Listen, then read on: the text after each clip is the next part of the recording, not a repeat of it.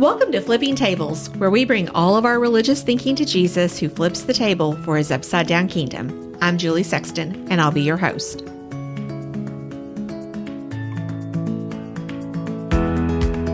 Welcome to episode 24. In this episode, we are going to be in Mark chapter 4. At the end of Mark 4, Jesus calms a raging storm that he and the disciples are caught up in on the Sea of Galilee. While Jesus was curled up on a pillow in the stern of the boat, getting some much-needed rest, the disciples were terrified that they were going to drown. Some of the storms that we encounter in life are expected, but most of the storms are unexpected. They catch us off guard. If you know you're going to encounter a storm, you prepare for the storm. But when they come out of nowhere, we don't always have the best reactions. Friends, grab your Bible and a snack, toss the pillows aside because we are not taking a nap. We're preparing for the unexpected storms and the waves of life. Hey friends, this is Julie. I'm joined by one of my co-hosts, Kimberly Daniels. Twyla Brown is taking this week off from podcasting. We like it when all three of us are together, but sometimes that's just not going to be possible, especially in the summer. So Kimberly, you weren't with us for episode 23, but when you came to edit the episode, I noticed that you were looking a little more tan than you were before vacation. So tell us, how was Tybee Island? And did you get to do all of your favorite things? Oh, we had so much fun on vacation. Tybee Island is, you said it last week, it really is our happy place. And we had beautiful weather. We were on the beach every day. We took a day trip to Savannah one day. I'm hearkening back to what Twyla said. I would love to do so much more in Savannah, but I just can't with the kids. So I know I got really excited when I saw you guys were like Snapchatting me and you were on the little trolley tour. Yes, the trolley tour. I love the trolley tour. I love the trolley tour too. I would have liked to take the long version. The short version was an hour and a half though. Yeah. It was pretty long for kids and they were really good because it was very toasty that day. Yeah. Clark melted down kind of at the end of it, but he did really well for being two. But I mean, we just had the best time. So yeah, we did get to do most of our favorite things. Yeah, you told me you went to Leopold's ice cream, which is a good spot. Yes, which we learned about on the trolley tour. Oh, you did? Yes. Was that your first time you'd been there? It is the first time that I had been there. We went to the Pirate House, which we had been there before. The food isn't any good, but it has free parking and is close to River Street, so we ate there. And it's cool to just be in a super old historic building. I'm trying to remember if I know where that is. I love a lot of the places on that river. River Street is so pretty. Mm-hmm. It is. And I saw the Olympic flame. You and I both love the Olympics. We do love the Olympics. I was geeking out when I saw that. Exciting. There are just so many places on that trolley tour where I would love to spend the whole day. There's so much history in Savannah. And lots of movies that have been filmed there. So many movies. Oh, I did order a book. I haven't read it yet, but I did order it while I was on the trolley tour. Midnight in the Garden of Good and Evil. Ooh. It's set in Savannah, so okay. I'll get back to you on that. I might not read it until we go to Tybee next year, but we'll see if that's any good. Yeah, we'll have to watch to see if that makes it into the 2023 end of the year book list. Yeah, you'll see. You'll see if it scrolls on my stories. Did you have a really good trolley guide?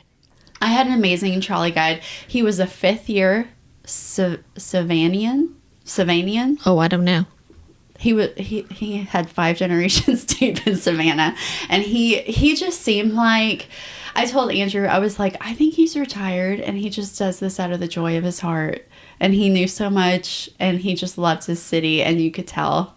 He probably is. You know, I feel like the trolley guide makes that tour. And so when you're getting on and off, which is usually what I do, so, you know, you're always getting on with a different guide. And then sometimes if you're there for several days, which I have been there for several days, and that's how we've just got around the city because it's just so easy to get around and go to places. But it's a lot of fun. But I know that the guide makes the difference. And so when you're talking about, like, we rode it the whole time, did the whole tour, and I'm like, oh my goodness, I hope you had a good guide. And it sounds like you did. We did. I wish I remembered his name. I would remember his face if I saw him again. He was just this sweet old man. He probably is. That's probably his second career. He I'm probably sure. has retired from his, whatever he did for a living. And now this is how he passes his time. Kind of like when we were in Dallas and we had that one Uber driver that He loved his city too. that he loved his city. And he was telling us all the places to go shop and all the things to do. Yes. I hope you guys gave him a good review. I didn't have the Uber app on my phone, so.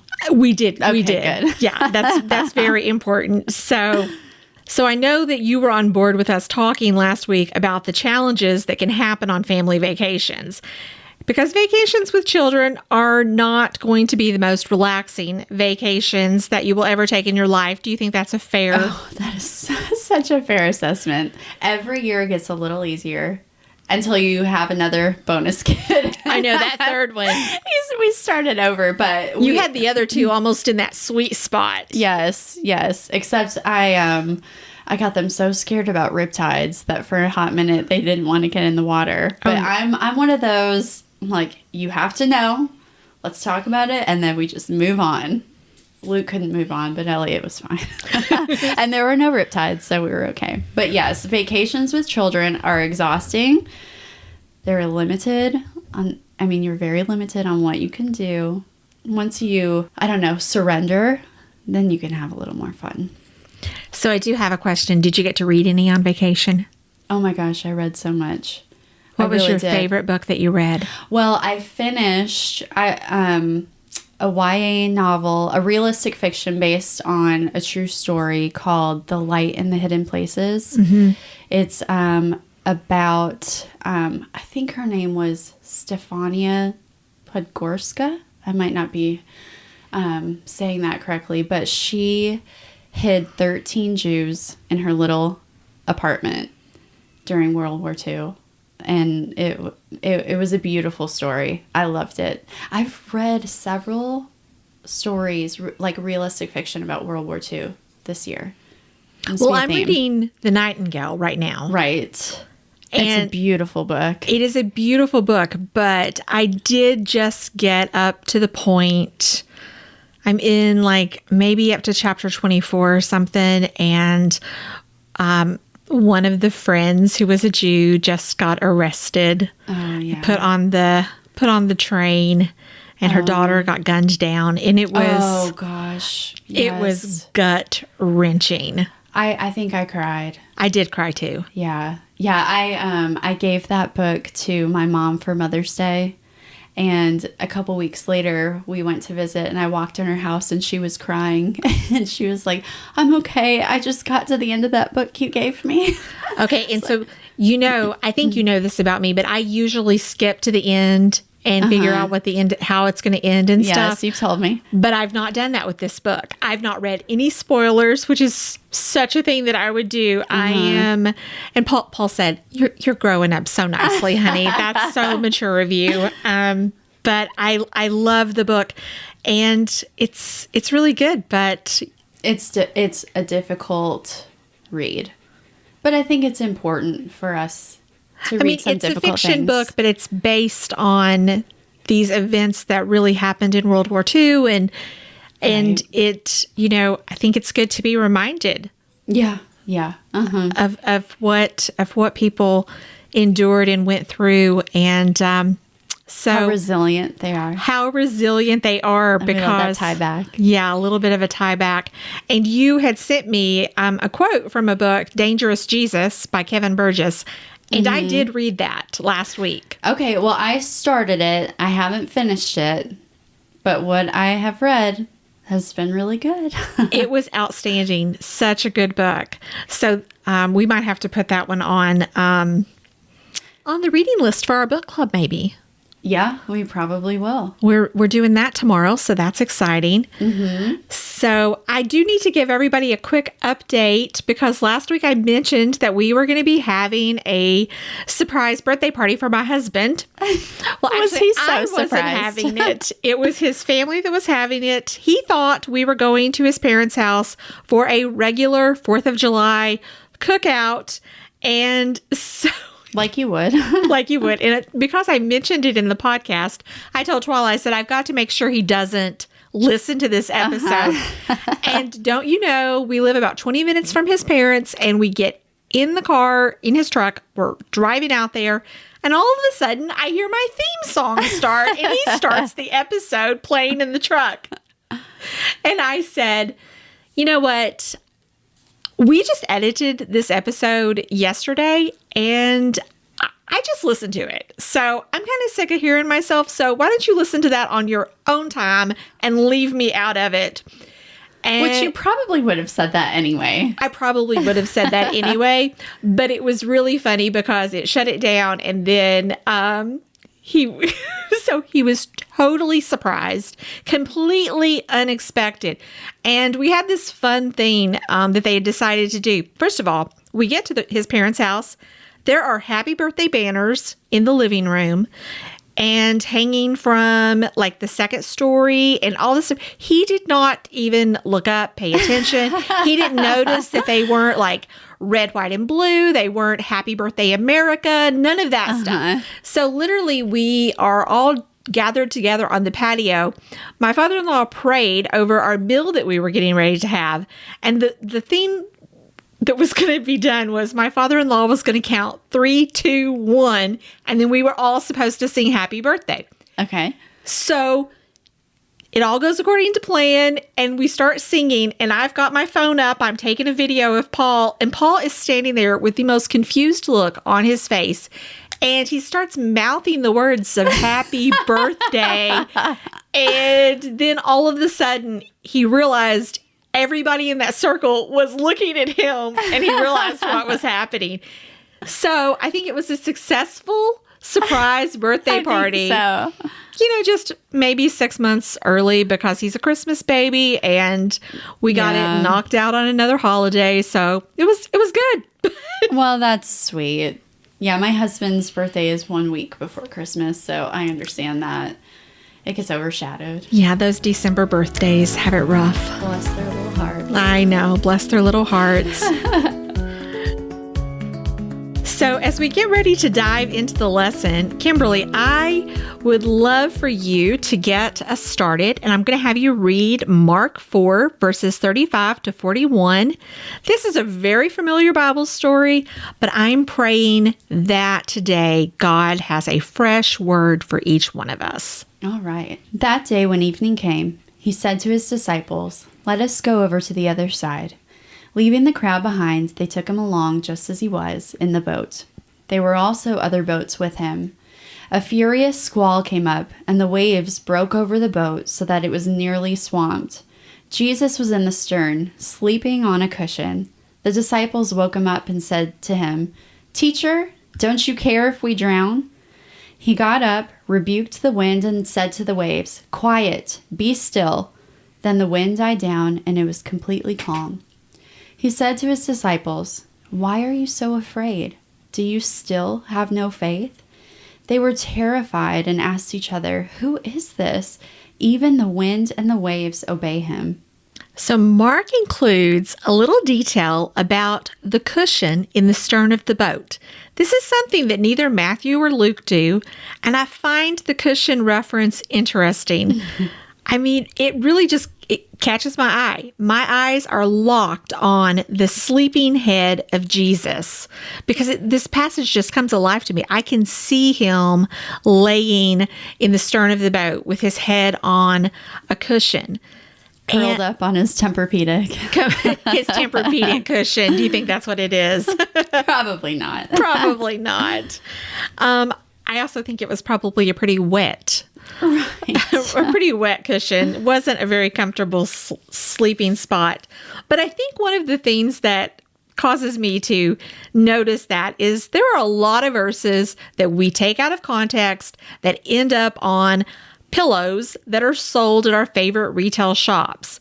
I've been talking about the pillow verses for many years, and I see lots of other people on social media platforms that are, running ministries that make comments about the Jeremiah 29:11 and the Philippians 4:13, just to name a couple, that are usually stitched on a pillow or maybe a coffee cup or something. And when I read this verse out of Mark, though, I think there's a verse with a pillow mentioned, but Jesus is asleep on it. So nobody is going to put that on an inspirational pillow. I think I would. Yeah, we could be the first. You heard it here first, We could be the folks. first to do that because I think that would make a fantastic verse for a pillow. So friends, we have to try to picture Jesus with his head on a pillow, sleeping in the middle of a raging storm. He would have been soaked to the bone. The waves are crashing over this boat. It's being rocked by furious waves. The wind is howling and the men are shouting. Yet Jesus sleeps. How do you sleep in a storm? There have been times that I have been in a raging storm, and try as I might, sleep has evaded me. I've been like these 12 men fighting the waves and belling water and screaming for Jesus to do something. And I want you to know that these guys got into this boat and they were already a little bit stressed out. They were headed across the lake. And you and I, Kimberly, we don't know what this means unless we keep reading on in Mark. But Mark chapter 5 opens telling us that they got across the lake. They were going to be in the region of the Gerasenes.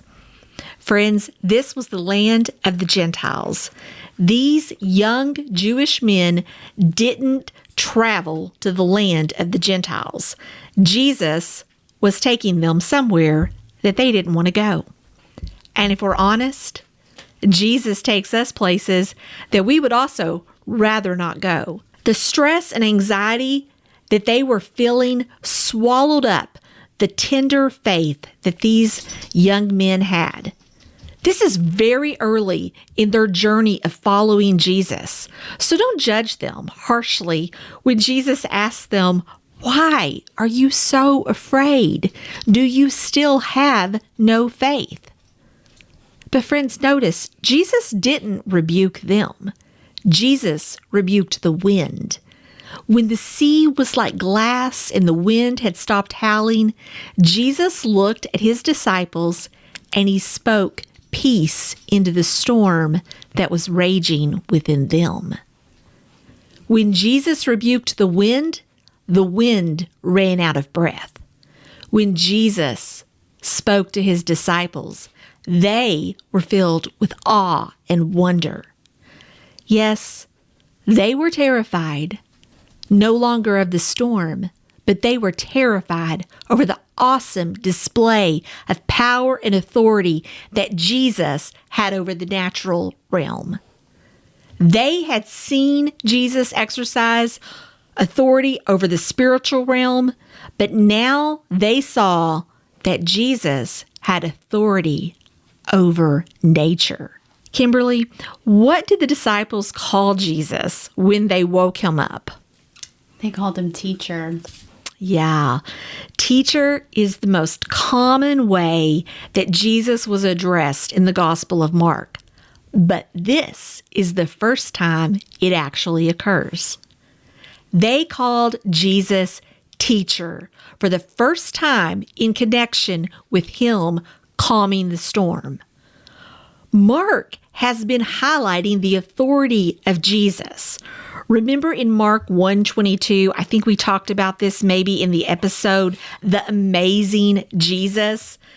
It said the people were amazed at his teaching because he taught them as one who had authority, not as the teachers of the law. They're like, "Teacher, don't you care if we drown?" These guys were afraid of drowning. And I have felt like I was going to drown in the cares of life from time to time. Mm-hmm. How about you? Have you ever felt like you've been being pulled under the waves? Absolutely. 2020, that was a storm that we didn't see coming. Mm-hmm. It was unexpected.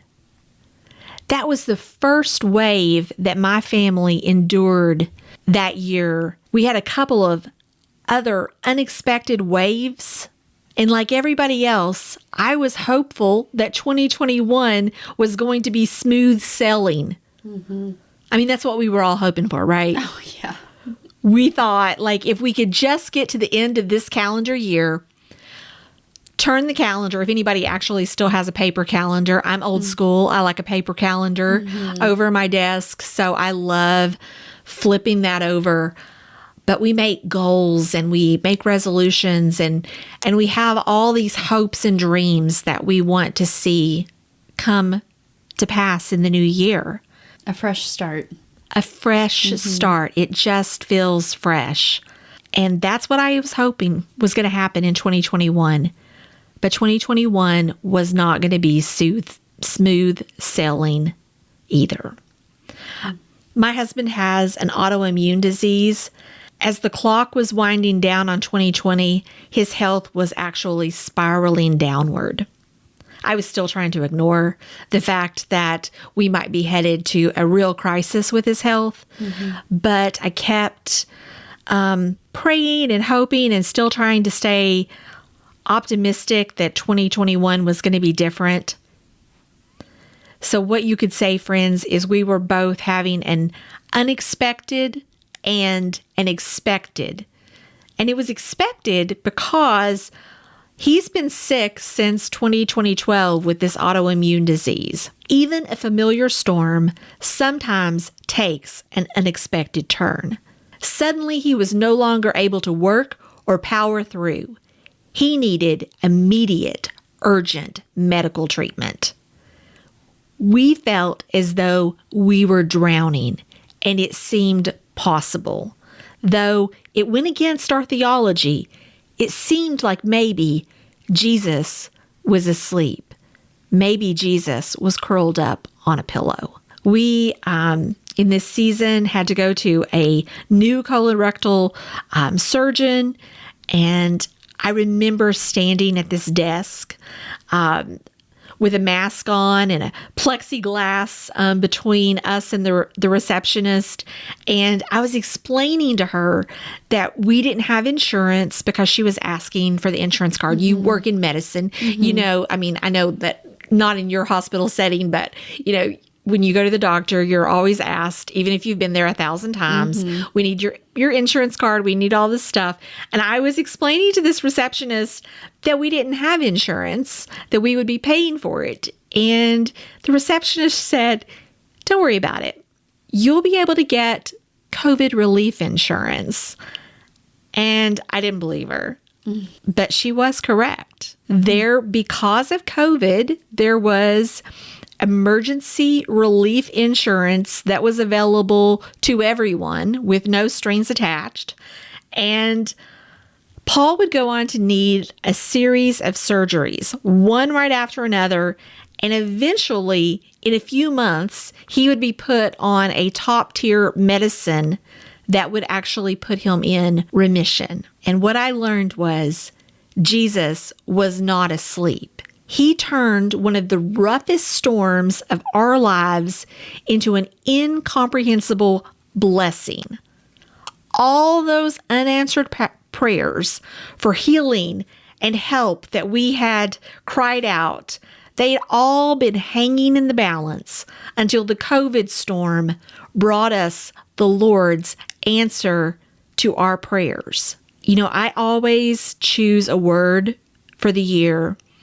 And my word in 2021 was peace. But it seemed so far away at the beginning of the year. But then, with this sudden, unexpected answer to prayers that we'd been praying because we'd tried medicine before. We had tried a variety of things. He got so sick that he wasn't able to press on anymore, that we had to do something. And it was like the worst possible time to need surgeries, to need anything, except for the fact that it opened this insurance up for us that was going to be paying for all of these things. And, after that storm was over, we were able to get a very affordable health insurance. And now we have this great blessing that continues to cover his medicine and keeping him in remission. And it's all amazing. But I remember still a few months after we got Paul through his medical crisis, and he was stabilizing and doing so much better. And it was it was hard for us to imagine. I remember I was at breakfast with Twyla, and she and I were talking, I think it was in March of that year. And somehow our conversation turned to Israel. And for the very first time, I said out loud, I think I would like to go to Israel. And it seems like Jesus was listening, because by June, just a few months later, I was going to Israel on an all expenses paid trip that changed my life. And I know I've talked about that before, but it really I can't talk about what Paul was going through without talking about this too, because it was like this something that was deep inside me, and God saw that.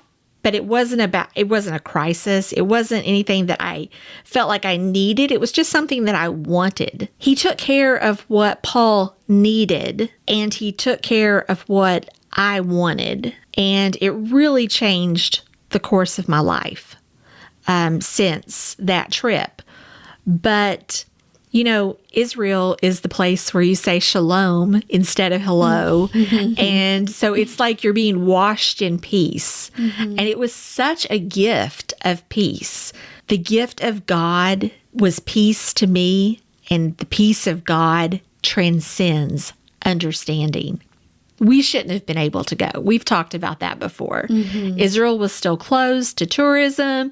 And that trip, really, we were planning and preparing and packing, but we didn't even know until a few days before we left on a plane that we were actually going. That's crazy, isn't it? It was the wildest thing ever. It still seems like a dream, like all of that. Like how did that even all happen? Friends, sometimes the unexpected storms of life overshadow the unexpected blessings of life. Maybe Jesus seems like he's asleep, and you feel like you're about to drown. Don't try to solve your own problems. Just cry out until Jesus speaks to your storm. Peace, be still. Because that's what he did for me. And that's what he did for Paul. And there have been times that happens suddenly. And then there are other times where it feels like you have to keep asking and asking and asking. But don't grow weary in the asking. And even before the storm is calmed, you have access to peace. You can have that peace. That's why it's peace that transcends understanding.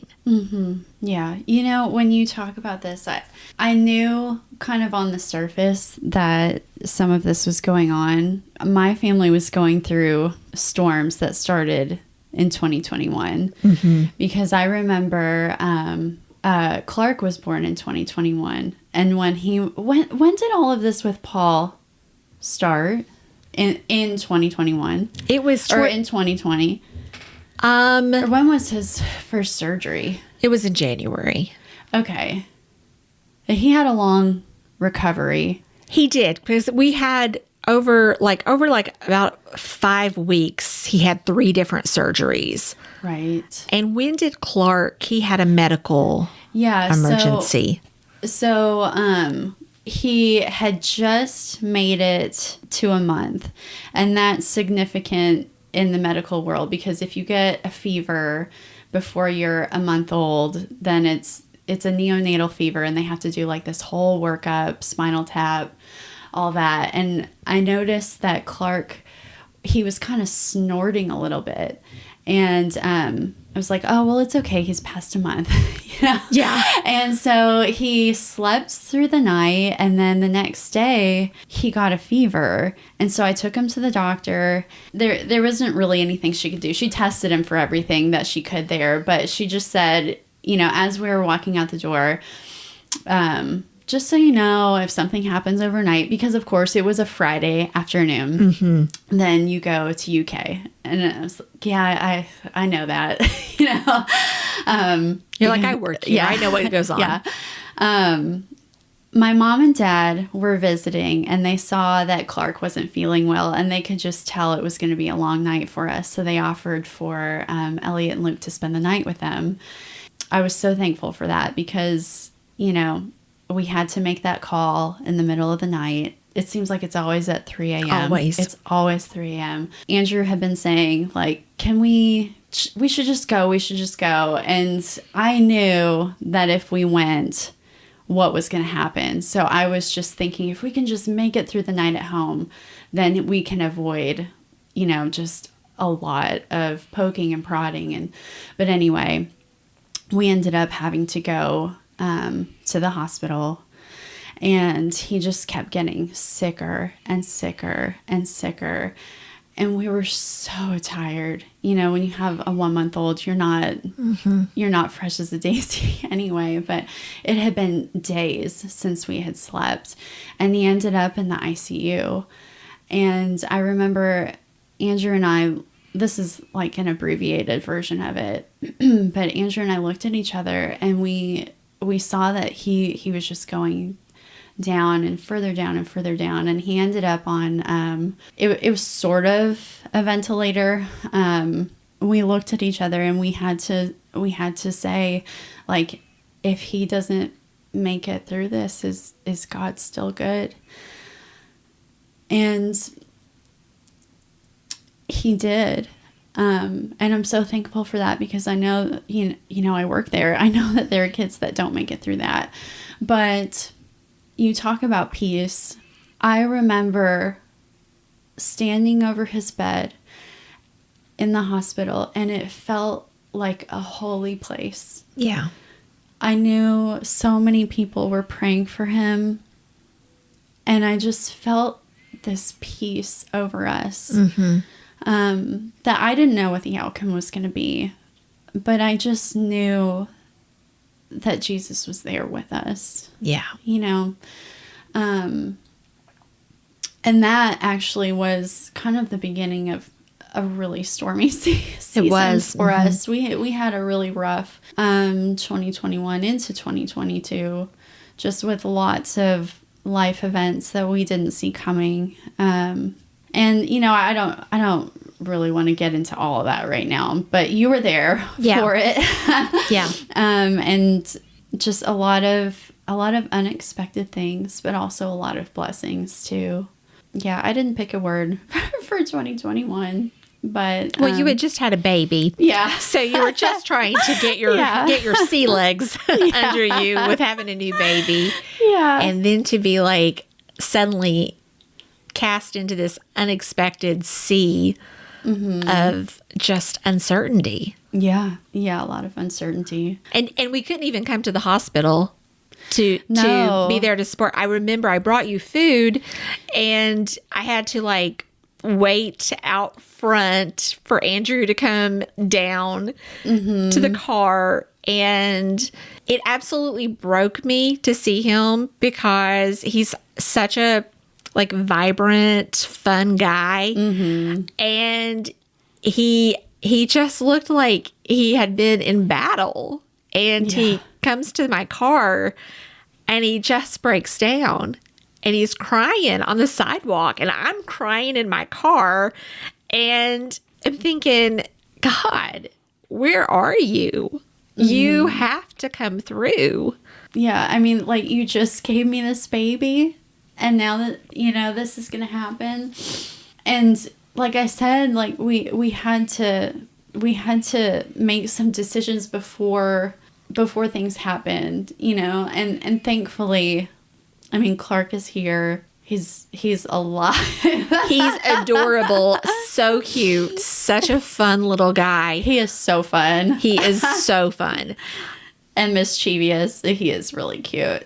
Yeah, he's really entering into that adorable toddler stage. Yes. But, you know, I can remember before, I guess, between the first surgery and the second surgery, or even before we went, there would be times that I would just be like praying and crying out to God.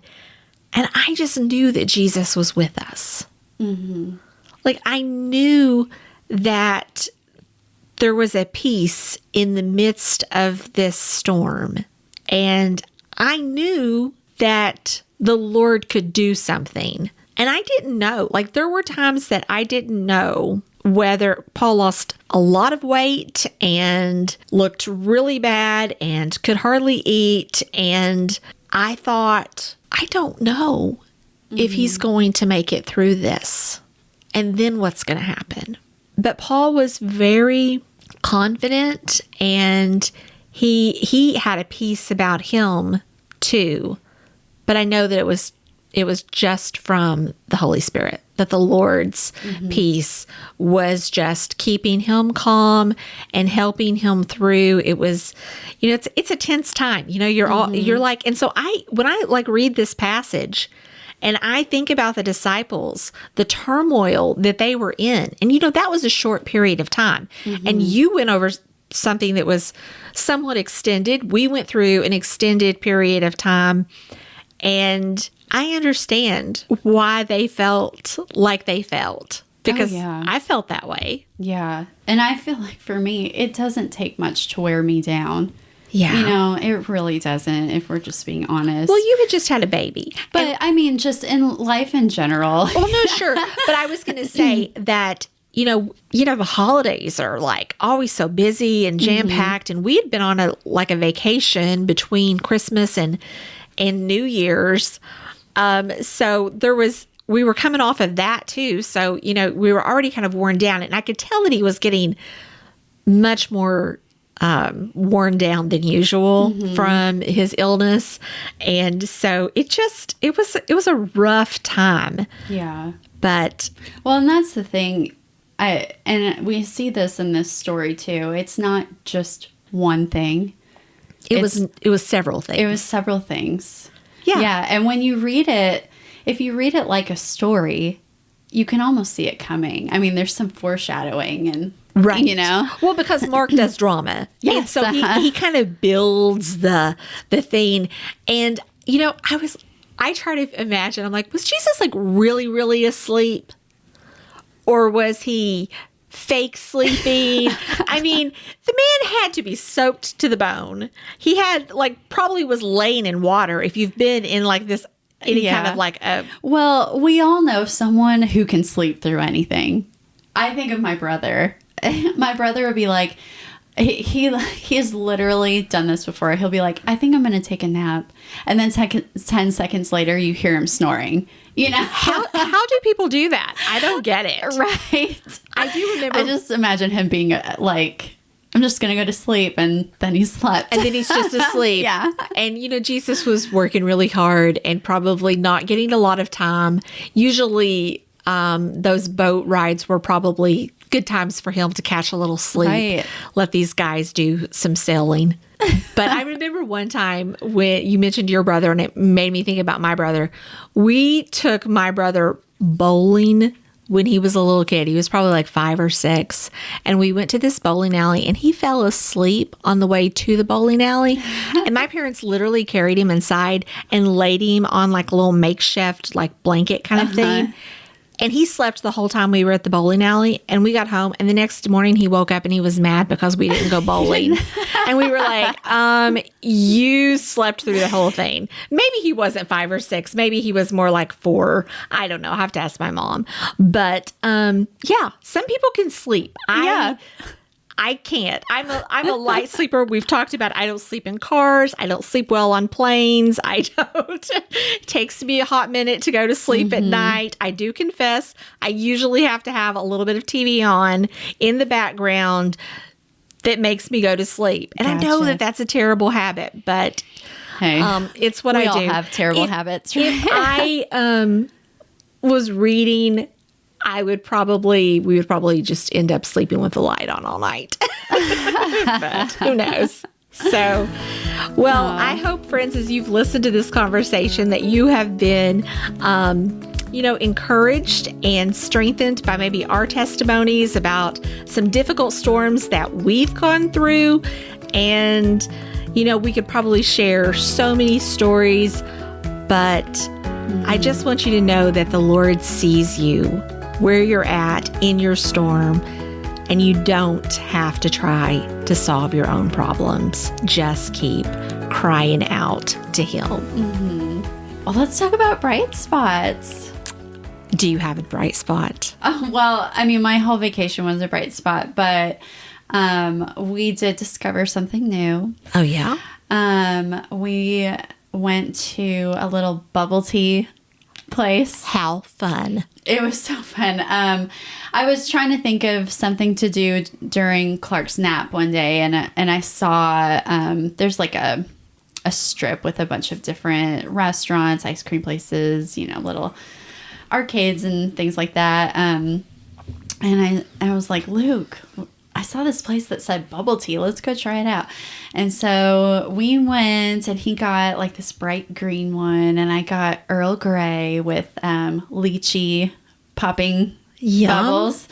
And then every day, Luke was like, let's go get bubble tea. And I was like, I am buzzing from all the sugar that was in the first one, but it was just a fun thing. And, when you discover something like that, it's just exciting. So, and Luke is one of those kids that really thrives on one-on-one attention. Yeah. And so our little bubble tea date was my bright spot. Oh, that sounds like a great thing. What about you? Well, my bright spot was not only did we have the pre-celebration for Paul's 50th, which comes at the end of the year, but my parents on July 1st was their 50th wedding anniversary. And so my brother and I got to host them a party at my home, and all of their friends, not all of their friends, we had to kind of cap off to like, you can invite your Sunday school friends and maybe some. My parents have a lot of friends in different places and hobbies that they've met. Your parents are the cutest couple. They are really hilarious. Color coordinate on Sundays. Yes, almost always color coordinate. And so it was so much fun to celebrate them and meet some of their friends, their new friends that I haven't met before, and see old friends. It was just a great time. Aww. We had the best time. It was fantastic. And, you don't get to being married 50 years without weathering some storms together. Mm-hmm. So I think that if you have a life and you make it 50 years in marriage, you should have a party. Absolutely. All the cake. All of the cake. We had all of the cake. With buttercream, I'm sure, right? Absolutely. So, friends, thank you so much for listening. And I hope that this conversation gives you a boost of encouragement and reminds you to hold on to Jesus in the storms. And I am praying that His perfect peace will hold you together until your storm passes. You are so loved. We want you to keep following the table flipper and leave the table flipping to Jesus.